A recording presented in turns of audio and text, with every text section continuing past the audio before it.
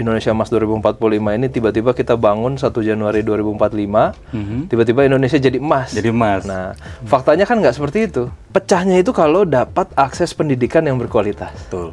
It's proven di seluruh dunia seperti itu. Ya. Kalau sekolah rakyat ini jangan 10 hektar, kalau bisa 20 hektar. 20 hektar. Dan nah itu yang mendasari kenapa sekolah rakyat ini bisa menjadi salah satu pemecah kemiskinan. Bagaimana sih monitoringnya nih anak-anak didik ini ketika nanti mereka sudah sekolah di sekolah top di luar negeri, terus malah betah di sana, nggak mau pulang? Gimana Mas Rino?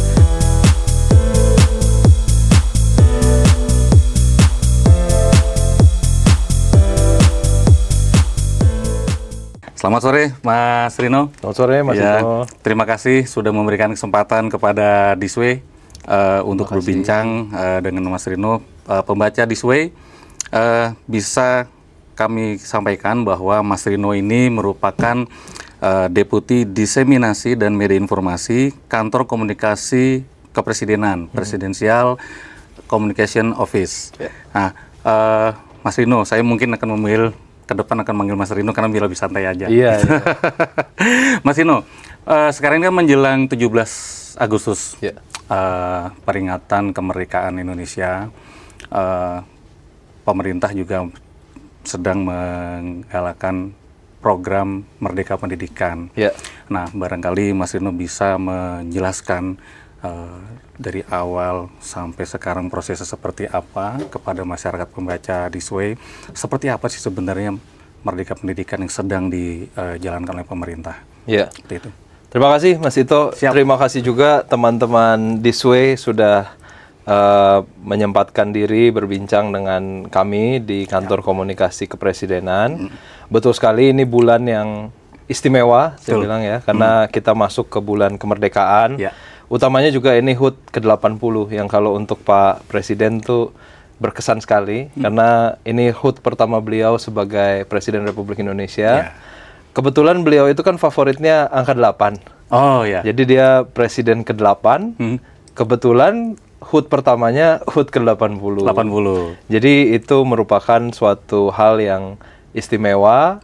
Dan kebetulan juga astacita kampanye Prabowo Gibran tuh 8 astacita. 8 astacita. Jadi semua serba kebetulan ya. Semua serba kebetulan, tapi jadi keren gitu 888. Dan angka 8 juga angka keberuntungan ya. Dan angka keberuntungan kan, ya. Memang angka yang baik. Jadi kita berharap juga di HUT ke-80 ini bisa melahirkan suatu momentum bagi bangsa Indonesia. Kita ingin merubah ketidakberuntungan menjadi keberuntungan, dengan program-program unggulan. Tadi Mas Ito sempat sampaikan terkait Merdeka Pendidikan.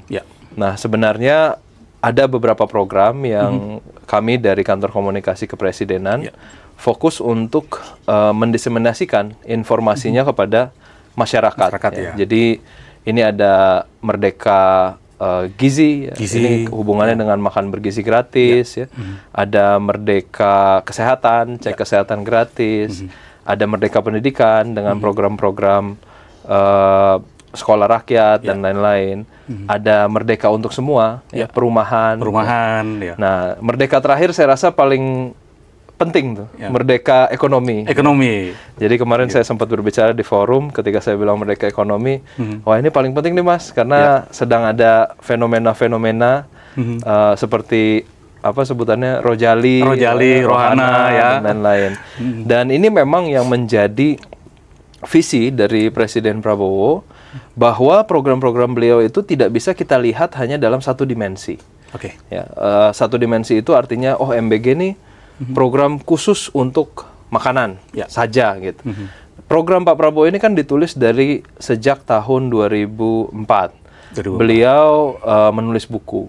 Saya gabung di tim beliau sekitar tahun 2012. Sebelum saya bergabung 2009 keluar buku Membangun Kembali Indonesia Raya.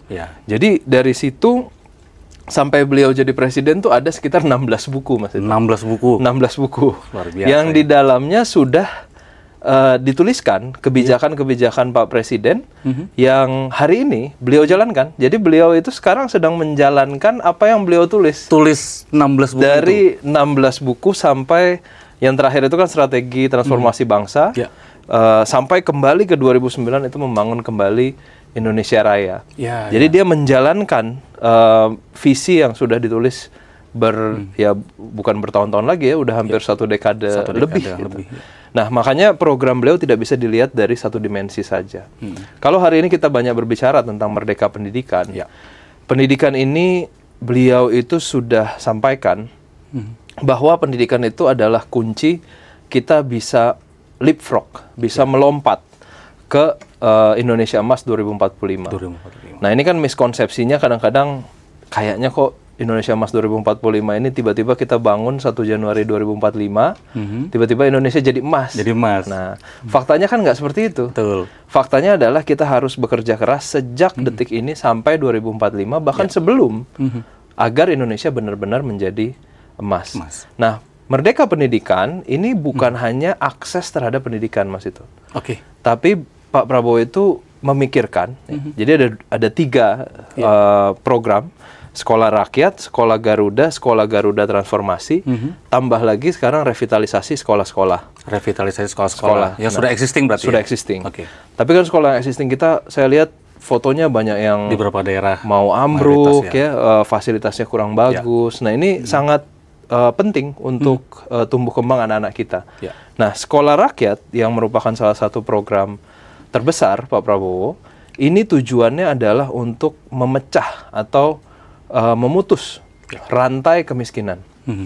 Kalau ibaratnya ada sebuah keluarga yang mungkin ayahnya itu punya pekerjaan yang sangat sederhana, misalkan mungkin mohon maaf, mungkin beliau tukang beca atau pemulung, ada berpenghasilan rendah ya, desil 1, desil 2. Ini ada kemungkinan anaknya itu akan mengalami kesulitan memecah desil tersebut karena keluarganya bisa dibilang terperangkap secara ekonomi.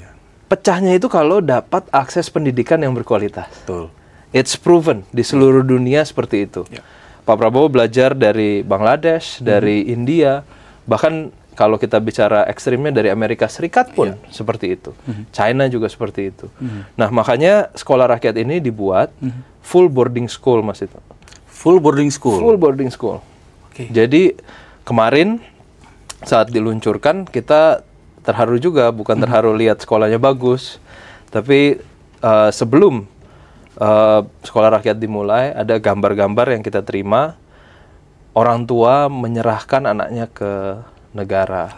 Ini bukan suatu hal yang mudah ya, mempercayakan anaknya ke negara, ya walaupun bisa ketemu lagi, tapi keluarga Indonesia kan keluarga guyup, Mas itu ya. Jadi kehilangan anak di rumah tuh sedih. Kebayang lah kangennya gitu, kebayang kangennya. Jadi kita bersyukur bahwa orang tua Indonesia mempercayakan anaknya untuk dididik oleh negara melalui Sekolah Rakyat. Harapan Pak Prabowo dengan Sekolah Rakyat ini mereka memiliki standar yang baik dan akhirnya bisa memecah desil 1-2 itu dan memecah rantai kemiskinan. Mungkin bisa cerita, Mas Rino, Sekolah Rakyat pertama itu didirikan dan mulai difungsikan di mana? Dan berapa siswa ketika dibuka? Sekolah Rakyat itu dari Kemensos kan kemarin serentak ya. Jadi serentak, sekarang itu sudah lebih dari 100 titik. Sudah lebih dari 100 titik, ada kemarin yang difungsikan di NTT juga, di Jabodetabek juga ada. Nah, targetnya memang setiap sekolah rakyat, ya ini kalau idealnya ya, kalau idealnya di luar negeri, satu sekolah itu bisa menampung hampir sampai 10.000 orang. Satu sekolah 10.000 orang. Tapi ya tentunya di sini bertahap. Jadi kemarin ada beberapa sekolah yang 100 orang dulu, ada yang 1.000 orang kayaknya ada beberapa titik ya, beberapa titik. Tapi ada juga yang 100. Nah, ini tergantung dari kesiapan sekolah tersebut. Berikut juga ya tergantung dari kesiapan software pendukung dari sekolah. Ya, software pendukung sekolah nih teman-teman di SW ini banyak. Bukan hanya, ini bukan berbicara program komputer ya. Ini berbicara tentang kurikulum. Berbicara tentang kesiapan guru, pelatihan guru dan lain-lain. Jadi itu dipastikan dulu siap, baru nanti ketika sudah siap, nah murid semakin banyak. Semakin banyak. Tapi kalau berbicara North Star atau best practices yang kita Pak Presiden pelajari dari negara-negara lain, itu satu fasilitas sekolah bisa sampai 10.000 siswa. Bahkan makanya di NTT ya, ini kalau saya tidak salah di NTT Pak Presiden tuh minta kalau sekolah rakyat ini jangan 10 hektar, kalau bisa 20 hektar. 20 hektar. 20 hektar. Sementara yang ada sekarang rata-rata luasnya 10 hektar. Ya kalau di daerah rata-rata. ya bisa ya. Tapi kalau di Jabodetabek ini kan udah ya sulit sempit kan. ya. Nah, salah satu perumpamaan Pak Presiden itu kan kalau di sekolah, lapangan sepak bola itu kan harusnya nggak jadi kemewahan. Ya, lapangan sepak bola itu harusnya menjadi sarana wajib. Karena banyak sekali yang bisa dipelajari dari lapangan sepak bola. Competitiveness, ya, rasa persaingan, sportsmanship, collaboration, banyak lah. Makanya di Amerika kalau kita bicara mungkin ekuivalennya sekolah rakyat di Amerika ya, walaupun beda level, tapi di sana ada yang sampai memiliki lapangan sepak bola itu ada 8, ya, lapangan tenisnya ada 12. Nah ini yang ingin dibangun bahwa dari sejak dini anak-anak kita tuh terbiasa memiliki platform. Ya, untuk menyalurkan bakat mereka. Ya, bisa berinteraksi dengan teman-teman, kolaborasi, teamwork dan lain-lain. Dan juga nanti kita nggak kerepotan. Ya, ketika nanti kita mau kompetisi sepak bola, Mas. Bakatnya tuh sudah dibentuk ya dari ini awal. Bukannya membanding-bandingkan nih, tapi kalau kita lihat salah satu negara Asia Pasifik yang paling jago main bola sekarang kan Jepang. Ya, Jepang itu jago sekali. Bahkan ada salah satu pemain bola kita yang kemarin testimoni bilang waktu lawan Jepang itu ketika beliau terima bola seperti dikepung 20 orang katanya. Saya nonton podcast itu. Nah, Jepang itu punya pelatihan sepak bola dan cabang olahraga lainnya itu memang dari tingkat sekolah. Jadi mohon maaf nih, bukan kalau ada kompetisi tiba-tiba baru bikin tim. Iya, gitu bikin tim. Nah, tapi dari pembibitannya memang dari sekolah. Difasilitasi di tingkat sekolah. Ya, kalau teman-teman di SWE mau lihat pertandingan sepak bola final SMA, tingkat SMA di Jepang itu yang nonton 60.000 orang, Pak. 60.000 orang sama kayak kita nonton Liga Inggris atau Liga Italia gitu. Nah, itu yang mendasari kenapa sekolah rakyat ini bisa menjadi salah satu pemecah kemiskinan. Ya, karena anak-anak kita nggak semuanya jago matematika nih. Betul. Mungkin dia jago sepak bola, jago basket, jago piano, jago yang lain-lain. Itu harus ada tempat yang memfasilitasi. Sesuai dengan Asta Cita yang dibangun oleh Pak Prabowo nomor 4. Ya, pembangunan SDM berbasis sains, berbasis teknologi. Nah, ini berbicara tentang pendidikan tadi. Iya. Nah, sekolah rakyat itu ketika masih calon siswanya mau masuk, tingkatannya hanya di SMA atau SMP, barangkali bisa dijelaskan? Kalau sekolah rakyat sekarang itu kan dari SD ya. Dari SD, sekolah Garuda yang dari SMA. Ya. Jadi kalau sekolah Garuda visi Presiden adalah ada anak-anak yang punya talenta lebih. Nah, kita sebagai negara punya kewajiban juga. Ini mungkin kita agak lupa. Kita punya kewajiban untuk memberikan pendidikan kepada anak-anak kita yang, mohon maaf, mungkin masih terjebak dalam rantai kemiskinan atau mengalami disabilitas. Kita punya kewajiban untuk itu. Tapi kita juga punya kewajiban memberikan platform dan pendidikan kepada anak-anak kita yang memiliki talenta lebih. Nah, itu udah amanat tuh. Nah, dibuatlah sekolah Garuda supaya anak-anak kita yang memang betul-betul memiliki talenta yang baik dalam khususnya bidang STEM itu bisa masuk ke top universities in the world.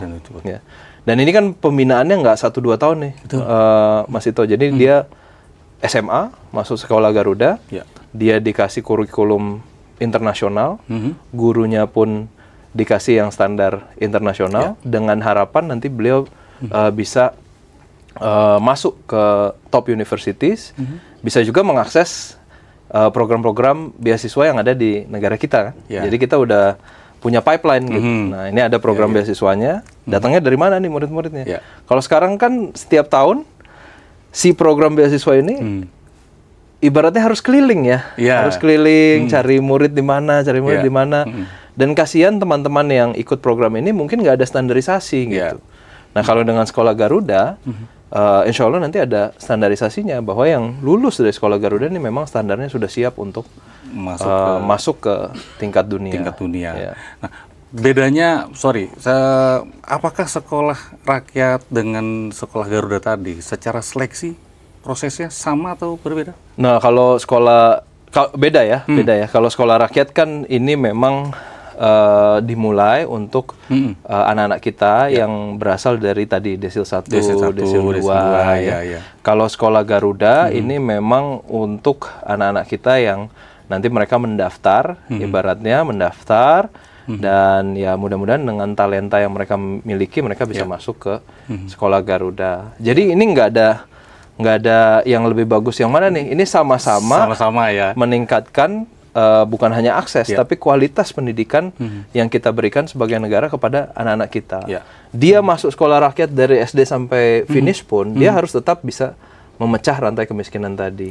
It's better than nothing gitu. Kalau misalnya sampai dia terhempas dari dunia pendidikan. Dan ini udah ada penelitiannya ya bahwa rata-rata lama studi RLS itu sangat berdampak terhadap masa depan lah ya, ibaratnya masa depan seseorang, bagaimana dia mendapatkan pendapatan dan lain-lain itu sangat berdampak. Jadi untuk sekolah rakyat, kalau anak-anak kita berasal dari Desil 1 atau Desil 2, itu bisa melanjutkan di sekolah rakyat. Dan insya Allah nanti mereka juga bisa masuk ke universitas yang baik. Tapi ada anak-anak kita yang punya talenta lebih. Mereka bisa mendaftar atau diseleksi masuk ke Sekolah Garuda dengan tujuan kita juga ingin meningkatkan jumlah diaspora kita di luar negeri. Betul. Jadi tingkat dunia ya, masuk tingkat dunia dong. Ya, karena kalau kita berkaca ke negara-negara tetangga, ya, nih mohon maaf ya, bukannya kita benci, tapi kita kan juga harus bersaing secara sehat ya. Jadi kalau kita lihat negara tetangga kita, misalkan Singapura, Malaysia, India, itu mereka punya orang-orang yang bukan hanya fasih berbahasa Inggris secara profesional, tapi sudah menjadi profesional di negara-negara lain. Bahkan kalau sekarang di Amerika Serikat, banyak C-level perusahaan teknologi terbesar tuh ya dari India. Betul. Bahkan kalau bicara media sosial, salah satu perusahaan teknologi terbesarnya CEO-nya orang Singapura. Ya. Nah ini yang kita perlu tingkatkan lagi. Selama ini bukan Indonesia tidak bisa, tapi untuk jumlah populasi kita yang 280 juta dan diprediksi akan sampai berapa 330, 340, kita perlu tingkatkan jumlah diaspora berkualitas di negara-negara lain. Salah satunya caranya dengan mengirim anak-anak kita yang the brightest itu pergi ke the top universities of the world ya, universitas-universitas terbaik dunia. Ya, sehingga ketika mereka sudah masuk di sana, mereka sudah menimba ilmu, pulang ke Indonesia untuk mengembangkan seluruh sektor ya. Ya, harapannya begitu Mas. Karena ini berhubungan juga dengan asta-cita Pak Prabowo yang lain kan, bahwa kita misalnya mau melakukan hilirisasi. Hilirisasi ini kan urusan terpentingnya dengan SDM, sumber daya manusia. Kita tidak akan bisa melakukan hilirisasi yang meaningful, yang bermakna bagi NKRI, kalau SDM-nya kita nggak punya. Nanti ujung-ujungnya kita hilirisasi, bisa-bisa saja SDM-nya semua dari luar lagi. Bukan karena mereka butuh pekerjaan, karena kita mungkin tidak punya SDM yang berkualitas. Berhubungan juga dengan program unggulan Pak Prabowo yang lain, misalnya Danantara. Ya, Danantara mau investasi di perusahaan-perusahaan Indonesia yang emerging. Bagaimana kita punya founders yang brilian, yang punya ide, punya apa? Itu harus orang-orang yang mendapatkan akses pendidikan yang berkualitas. Jadi agak menarik nih, tadi bisa sekolah di luar negeri seperti itu. Nah, pertanyaannya, bagaimana sih monitoringnya nih anak-anak didik ini ketika nanti mereka sudah sekolah di sekolah top di luar negeri, terus malah betah di sana, nggak mau pulang. Gimana Mas Rino? Pemerintah kira-kira apa perencanaan ke depannya? Jadi gini ya, menurut saya baseline kita dalam berpikir harus clear bahwa ketika ada anak-anak Indonesia yang berhasil di luar negeri, itu juga tidak apa-apa. Karena kita toh masih kekurangan orang Indonesia yang mungkin menjadi pimpinan-pimpinan di luar negeri. Ya, kita bisa bandingkan dengan ya tadi lah ya, India, China dan lain-lain. Jadi ada anak-anak kita yang ketika mereka berkarir di Amerika Serikat, di China, di Eropa, mereka menjadi sukses. Yang penting mereka tidak lupa dengan value keindonesiaan itu. Nah, ini kita semua banyak para menteri ya, saya pun termasuk yang pernah berkarir ataupun studi di luar negeri nih. Mas Rino kan pemirsa perlu tahu nih, pembaca di beliau ini kuliahnya di University Melbourne ya. University of Melbourne 3 tahun, terus bahkan kembali ke Indonesia loh ini. Kembali ke Indonesia, Singapura, pergi lagi Singapura lagi ya, pergi lagi Singapura studi, balik lagi ke Indonesia. Nah, ketika di sana kita punya satu drive untuk menjadi berhasil, menunjukkan bahwa orang-orang Indonesia itu juga bisa bersaing. Ya, alhamdulillah saya termasuk salah satu yang mendapatkan kesempatan tersebut. Nah, jadi baseline-nya adalah ketika ada anak-anak kita yang berhasil di luar negeri itu juga tidak jelek ya. Kita nggak cap bahwa oh mereka nggak mau kembali itu jelek. Ini juga kita perlu ada diaspora Indonesia yang tinggal di luar negeri. Urusannya dengan macam-macam nih Mas itu. Misalnya marketing dari kultur kita ya. Kita masih agak kalah kalau dibandingkan misalnya Thailand ya. Restoran Thailand tuh sekarang di seluruh dunia. Ya. Kayak di kita masakan Padang. Masakan Padang. Lihat kanan masakan Padang. Restoran Thailand itu di seluruh dunia ada. Nah, diaspora Thailand inilah yang ditugaskan oleh pemerintah Thailand, ditugaskan untuk melakukan marketing. In a way kan pemasaran, pemasaran kultur Thailand. Nah, kita juga nggak boleh tertinggal. Kita juga harus aktif mempromosikan Indonesia pada dunia. Nah, tapi monitoringnya semua program beasiswa dari pemerintah itu kan biasanya ada apa yang disebut dengan masa bakti. Masa bakti. Gitu ya. Dia kembali ke Indonesia untuk berbakti sesuai pada bidangnya. Jadi ini ya yang dimonitoring lewat sini. Ini harus bisa dilakukan. Nah, tapi selain itu pengalaman saya melihat Pak Prabowo juga, beliau kalau memanggil orang dari luar negeri harus ada dong pekerjaannya. Ya dong. Kalau ada anak kita begitu pulang harus ada tempatnya dong, gitu kan. Nah, inilah yang urusannya dengan hilirisasi, dengan Danantara, kita pengen buka lapangan pekerjaan itu bukan hanya tentang berapa sih lapangan pekerjaan yang ada di Indonesia, tapi potensi dari negara kita ini sudah benar-benar bangun atau belum. Jangan ada anak-anak kita yang misalnya dia di Amerika menjadi, atau di Kanada jadi ahli bioteknologi misalnya. Kita paksa, ini kan anak-anak kita harus pulang. Nah, pulangnya jadi apa? Ya kan? Nah, itu yang harus dipikirkan juga. Makanya Pak Prabowo, tadi saya bilang programnya tidak bisa dilihat satu dimensi saja. Pendidikan ini Bapak pikirkan sampai ke universitas. Nah, ketika mereka pulang, mereka mau kontribusi ke Indonesia, jangan sampai mereka merasa talenta yang mereka sudah bangun di luar negeri itu kok kayak disia-siakan, ya kan? Makanya dibangunkan industri-industrinya. Dia mau industri minerals misalnya, rare minerals. Nah, Bapak udah lakukan analisa ke situ. Rare minerals kita ini apa potensinya?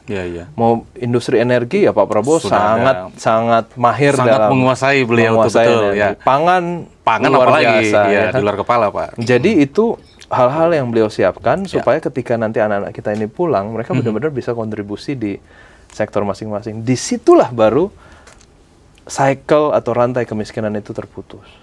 Iya, karena banyak juga masih bertanya tadi, saya sempat berpikir hubungannya atau mengkaitkan dengan program 12 tahun belajar yang program lama itu seperti apa, Mas Rino, pemerintah? Nah, kalau ini kan semua programnya ini saya mungkin bisa bilangnya integrasi ya. Integrasi ya? Semuanya ya. Tidak menghilangkan program lama. Tidak menghilangkan, gitu ya kan. Ada beberapa program yang mungkin sifatnya seasonal, itu ya disesuaikan dengan program yang ada saat ini dengan tujuan dan visi yang dicanangkan oleh Bapak Presiden gitu. Tapi program-program seperti ya Sekolah Rakyat itu justru spiritnya kan meningkatkan rata-rata lama studi tadi kan. Lama studi, ya. Jadi sama itu spiritnya dengan wajib belajar berapa tahun, dulu 9 tahun ya, 12 tahun. Nah, ini Tapi Mas Ito, yang menarik adalah kalau kita berbicara yang wajib belajar tadi, ini ada anak-anak kita yang unfortunately ya, sayang sekali, ketika dikasih sekolah gratis pun mereka nggak bisa afford. Jadi udah gratis pun mereka tidak bisa jangkau itu. Alasannya adalah macam-macam, infrastruktur, transportasi.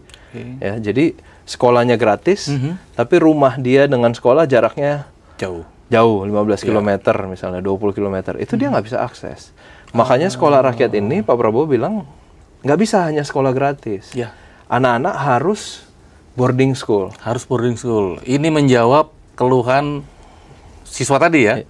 Bapak sering mungkin kalau sekarang kita berbicara desil 1, desil 2, itu mungkin Pak Presiden pikirkannya sampai desil 0. Nggak ada desil 0, tapi desil 0 sampai situ. Sampai segitu. Karena ini adalah kondisi yang kita masih hadapi di beberapa provinsi. Ya, kalau saya kemarin baru mengunjungi Nusa Tenggara Timur gitu ya, kondisi masih ekstrim. Itu banyak sekali anak-anak kita yang mungkin ada sekolah gratis pun, dia tidak bisa jangkau itu. Nah, inilah negara, Pak Prabowo kan dari awal dilantik selalu tekankan negara hadir. Ini kewajiban beliau sebagai presiden. Nah, disinilah kenapa kalau dibilang gimana integrasinya, ya sangat terintegrasi. Karena dulu kita ada kurikulum nasional, kita ada wajib belajar. Sekarang kurikulum nasional itu ditambahkan dengan best practices dari luar negeri. Plus negara hadir dengan memberi siswa-siswi kita, anak-anak kita, kemampuan untuk mereka bisa afford boarding school, asrama. Ini mahal sekali. Asrama ini bisa terbayang soalnya buat makan mereka pagi, siang, sore, belum lagi yang lain. Penjagaannya. Dan yang utama mungkin bagaimana menciptakan mereka punya attitude yang kebangsaan, maksud saya seperti itu. Apalagi dari berbagai kalangan yang tadi desil 1, desil 2, kemudian masuk asrama. Ini kan unquote biasanya kalau di asrama itu selalu ada aja persoalannya. Macam-macam. Nah, macam-macam ini. Gimana pemerintah ini untuk supaya mendidik mereka menjadi satu kesatuan dan mereka juga keluar dari sana menjadi kamilah siswa terbaik di negara ini. Gitu. Ini ada kunci lain lagi nih Mas Ito. Kunci lainnya adalah kualitas gurunya. Harus benar-benar kita perhatikan. Ya. Jadi kualitas guru ini dari baik sekolah Garuda, sekolah rakyat itu targetnya benar-benar guru-guru ini bertaraf internasional ya. Dan ini yang perlu teman-teman di SWE ketahui ya. Salah satu saya kebetulan seorang pelaku usaha di bidang edukasi ya, sebelum diminta untuk bertugas di sini. Salah satu yang paling berharga di bidang edukasi adalah pelatihan guru, Mas. Mahalnya luar biasa. Dan kadang-kadang melatih guru itu lebih sulit daripada melatih anak-anak, ya kan? Karena guru-guru kita itu cerdas, tapi kadang-kadang mereka sudah punya cara pikirnya sendiri. Atau selama 20 tahun mengajarnya satu hal aja. Mungkin kita punya, kalau lagi reuni atau apa ya, ada Pak Budi ini terkenalnya dia guru kimia. Udah dari zaman mungkin Mas Ito bersekolah, mungkin kalau ada anak kita bersekolah di situ, Pak Budi masih mengajar kimia.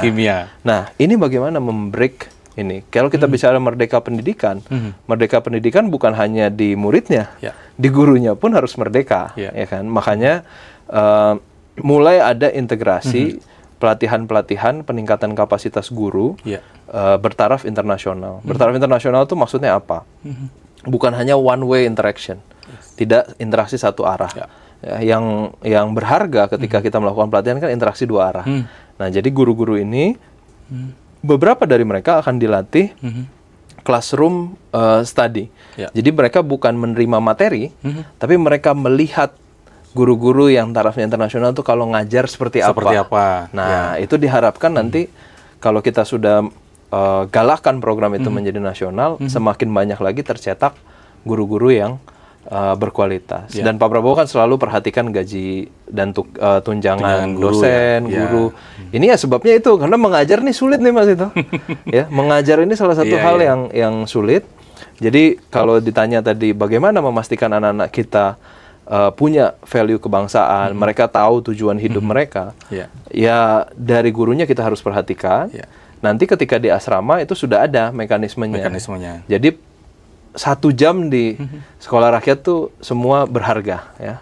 Dilakukan pendidikan karakter, dilakukan nanti kemarin dari Kemendikdasmen juga koordinasi dengan misalnya Badan Ideologi Pancasila, ya bagaimana kita bisa integrasikan itu, koordinasi dengan kementerian lain, ada nggak modul-modul yang bisa diajarkan kepada anak-anak. Jadi ketika mereka di dalam tuh benar-benar sudah fokus di situ ya. Tenaga pendidiknya ini memang sebelumnya sudah diberikan pelatihan, dan mereka itu berasal apa, ada yang dari luar negeri juga. Kalau sekolah rakyat sekarang masih dari dalam negeri. Dalam negeri ya? Guru-guru yang apa sebutannya, mungkin pindah tugas, yang mungkin mendaftar juga menjadi guru sekolah rakyat, tapi mereka dilatih dulu.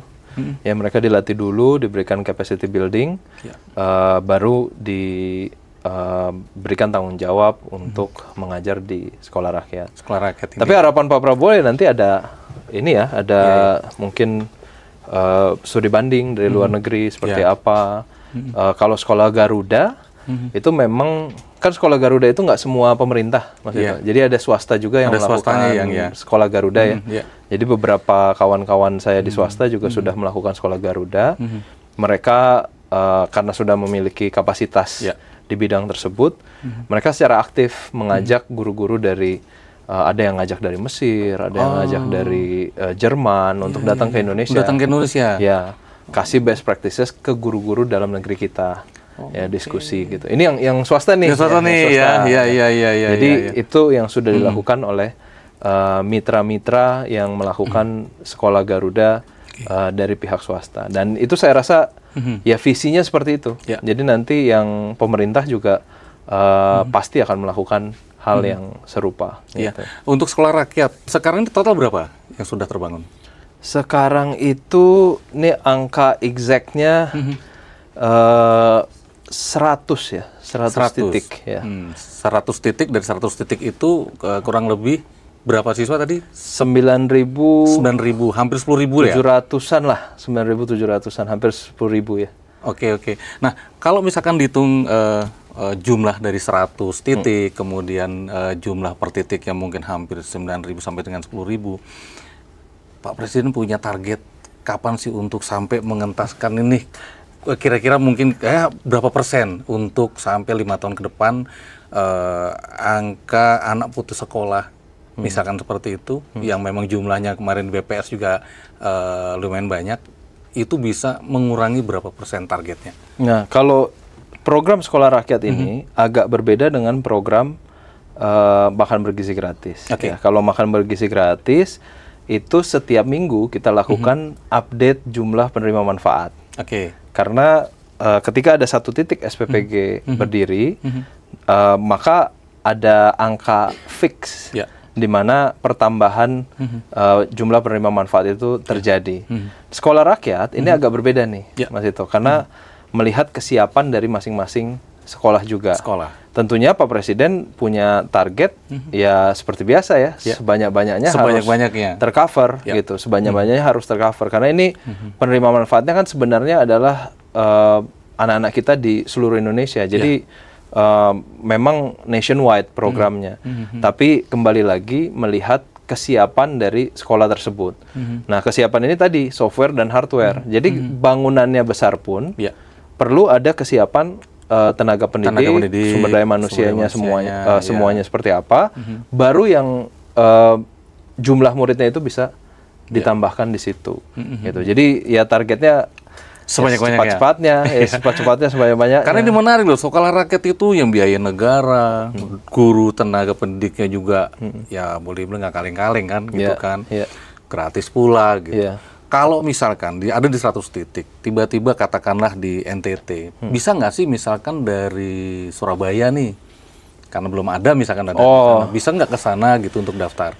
Kalau sekarang karena ini program baru, pasti kalau di NTT dia akan fokus di sekitaran NTT dulu. Oh gitu ya. Ya. Jadi fokus di situ dulu Ya, ya. Oke. karena harapannya kan sekolah rakyat ini bisa mengcover ya di semua pulau pasti ada titik sekolah rakyatnya. Ya, kalau dari yang sudah terbangun 100 titik itu kan Ya. dibagi satu Indonesia, itu kan rata-ratanya pasti dapat tuh. Ya. Ada di titik Jawa Timur itu pasti ada, di NTT ada.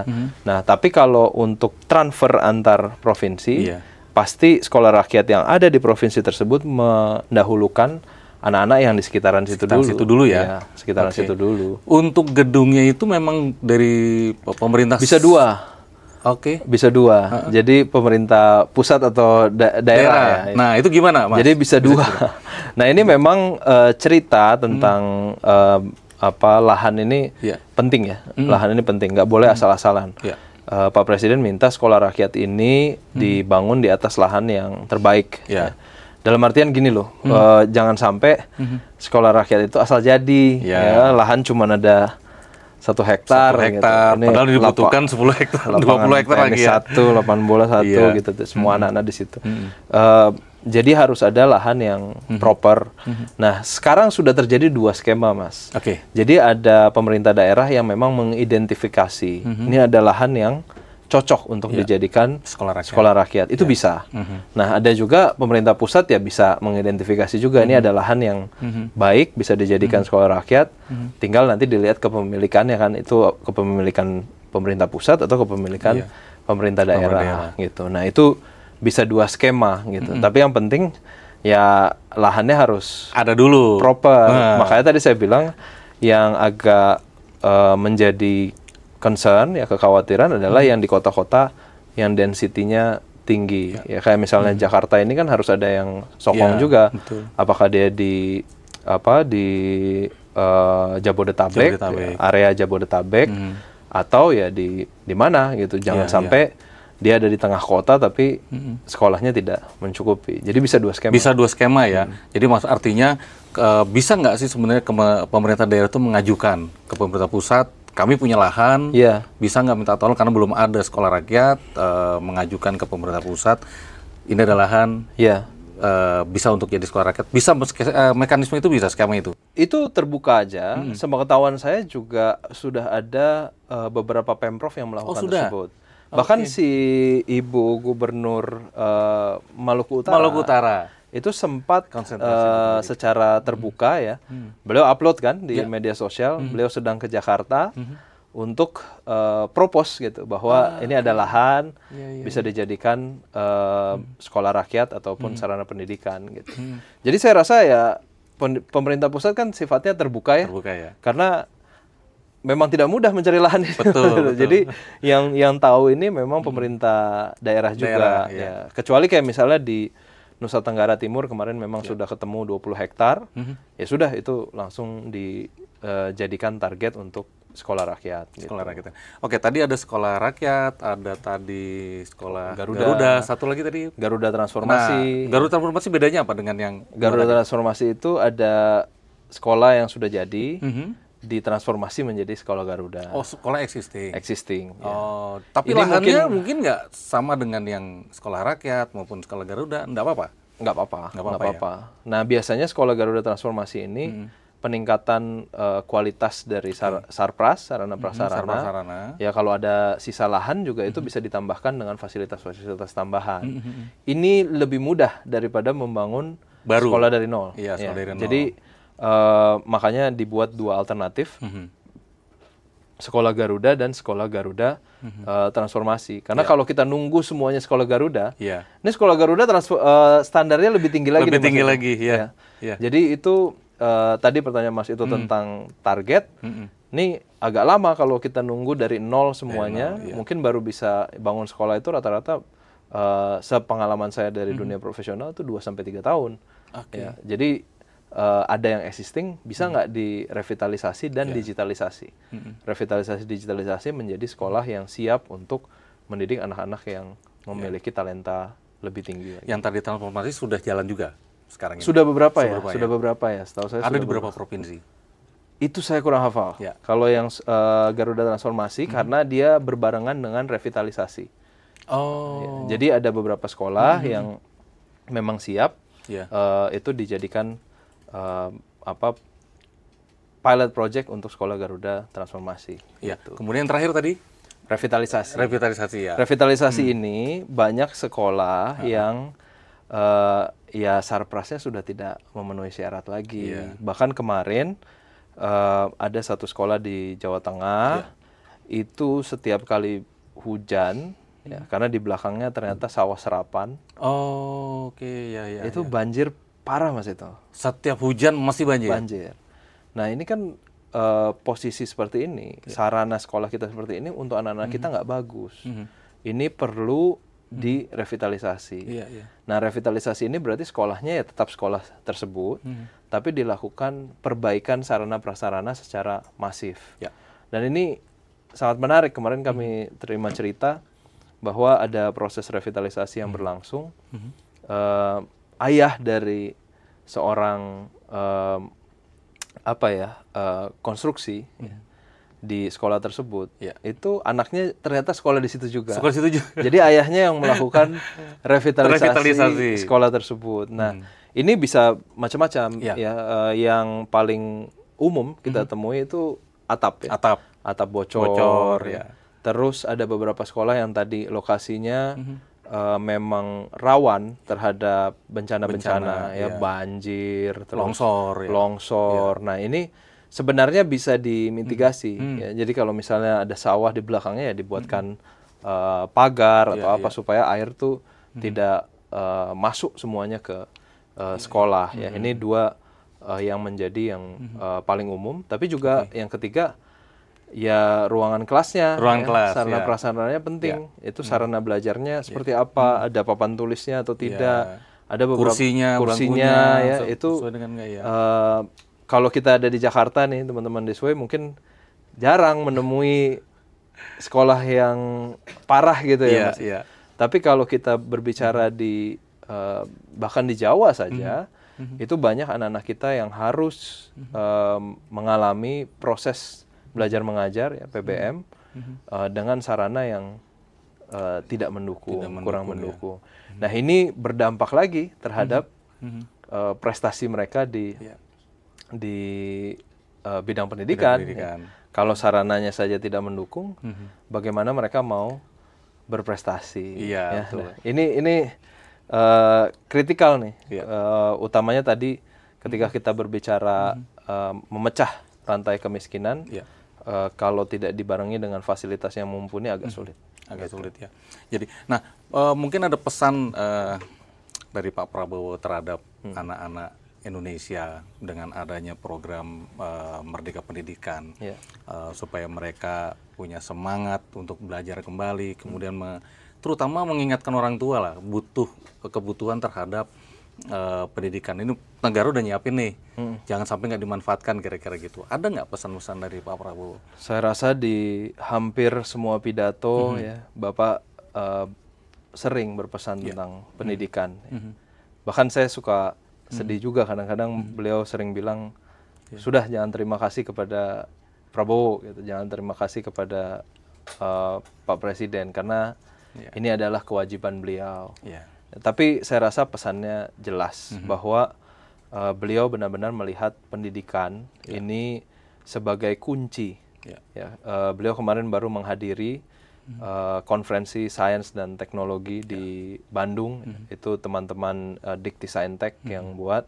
Dan pada event itu beliau bangga karena ternyata banyak ilmuwan-ilmuwan di Indonesia, dari Indonesia yang ya mungkin namanya jarang kita dengar gitu. Tiba-tiba beliau bisa lihat pameran bahwa Indonesia itu juga punya thought leaders. Nah, ini yang beliau percayai bisa menjadi pemantik Indonesia menuju ke Indonesia Emas 2045. Jadi buat seluruh orang tua di manapun, negara sudah mempersiapkan platformnya. Ada sekolah rakyat, ada sekolah Garuda, ada banyak program beasiswa yang diberikan oleh negara. Ini tergantung kepercayaan kita terhadap negara ini dan juga kepercayaan kita terhadap anak kita ya kan. Kita percaya nggak anak kita ini mampu jika dididik dengan baik, diberikan fasilitas yang baik, mampu memecah rantai-rantai yang kurang baik, rantai kemiskinan, rantai tidak memiliki ilmu yang cukup. Nah, kalau diberikan kepercayaan, maka kolaborasi antara negara dan keluarga ini saya rasa akan menghasilkan satu generasi baru yang bukan hanya pendidikannya handal, tapi gizinya juga handal. Ya. Ini dua ini berhubungan nih Mas Ito, tapi bisa sejam lagi kalau didiskusikan. Kalau kurang gizi di sekolah susah belajar. Iya, betul. Ya kan? Jadi makanya ada makan bergizi gratis. Ya. Menghasilkan generasi yang pendidikannya handal, gizinya handal, dan memiliki karakter yang kuat. Ya. Ini kadang-kadang dilupakan, tapi Pak Prabowo itu orangnya sangat perhatian terhadap attitude, sikap, etika seseorang, maka pendidikan karakter itu menjadi kunci juga. Makan bergizi gratis itu salah satu dampak yang tidak kelihatan adalah membangun karakter itu. Anak-anak ngobrol, makan siang mereka guyup. Kalau tadinya mungkin main gawai, sekarang mereka guyup lagi, punya komunal. Jadi itu pesan yang ingin disampaikan Presiden, bahwa ini kewajiban kita sebagai negara mempersiapkan, bukan hanya kita bilang, ayo kita menyongsong Indonesia emas, tapi kita benar-benar hadir dulu, negara hadir dulu untuk generasi saat ini, sehingga nanti tahun 2035, kenapa 35 itu yang Pak Prabowo targetkan, bahwa tahun 2035 negara ini harus take off menjadi negara dengan penghasilan yang tinggi, high income country. Nah, tahun 2035 kita sudah memberikan equal playing field, lapangan yang sama, yang fair, yang adil kepada anak-anak kita untuk mereka bisa berkompetisi di tingkat dunia. Oke, menarik nih Mas Rino. Pemirsa This-Way, ini diskusi akan lebih panjang lagi, mungkin tema-tema berikut akan kita buka lagi. Terima kasih Mas Rino sudah memberikan waktu kepada This-Way. Atas nama This-Way, kita mensupport apa yang digerakkan oleh Pak Prabowo dalam program di Merdeka Pendidikan. Terima kasih teman-teman This-Way sudah meluangkan waktu. Sehat selalu. Ya, terima kasih. Terima kasih. Selamat sore. Ya, mari.